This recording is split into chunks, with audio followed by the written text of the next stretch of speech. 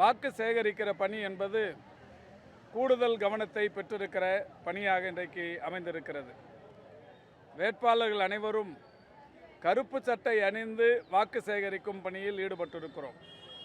வேட்பாளர்கள் மட்டுமல்ல, வாக்கு சேகரிக்க வருகை தந்திருக்கின்ற மதசார்பற்ற முற்போக்கு கூட்டணியின் தலைவர்களும் செயல் வீரர்களும் கூட கருப்பு சின்னங்களை அணிந்தவாறும் கருப்பு சட்டைகளை அணிந்தவாறும் அவரவர்களுடைய வீடுகளில் அதிகாலையிலேயே கருப்பு கொடியை உயர்த்தி வைத்தவாறும் இன்றைக்கு வாக்கு சேகரிக்கும் பணியில் ஈடுபட்டிருக்கிறோம்.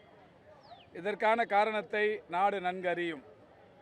பாராளுமன்றத்தில் ஏற்கனவே 543 பாராளுமன்ற இடங்கள் இருக்கின்ற நிலையில் அதை உயர்த்துகிறோம் என்று சொல்லி 850 இடங்களாக உயர்த்துவோம் என்றெல்லாம் சொல்லி இன்றைக்கு ஒரு புதிய மறுவரை கொண்டு வருவதற்கு மோடி அரசு முனைந்திருக்கிறது.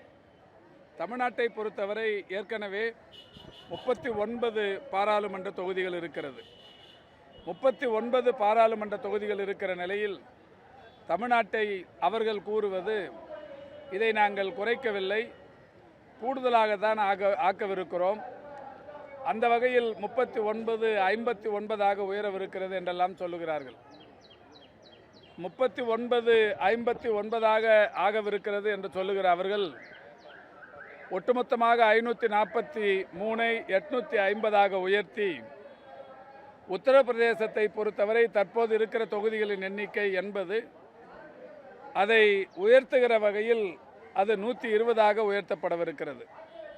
இப்போது உத்தரப்பிரதேசத்துக்கும் நமக்குமான அந்த இடைவெளி என்பது 41 இடங்கள்.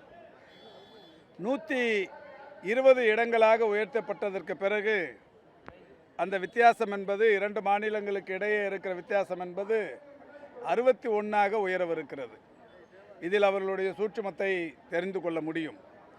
வட மாநிலங்களில் அதிகமான இடங்களை தந்து, தென்னகத்தில் குறைந்த இடங்களை தந்து, தமிழ்நாடு உள்ளிட்ட தென் மாநிலங்களின் உரிமைகளை பறிப்பதற்கு எடுக்கிற ஒரு மிகப்பெரிய அளவிலான நடவடிக்கை.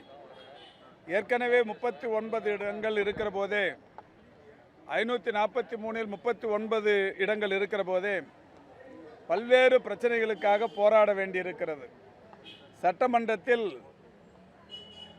அதிக பெரும்பான்மை என்கின்ற வகையில் அராஜகமான திட்டங்களை, சட்டங்களை அவர்கள் எளிதாக நிறைவேற்றுவதற்கு தற்போதே வாய்ப்பு இருக்கிறது.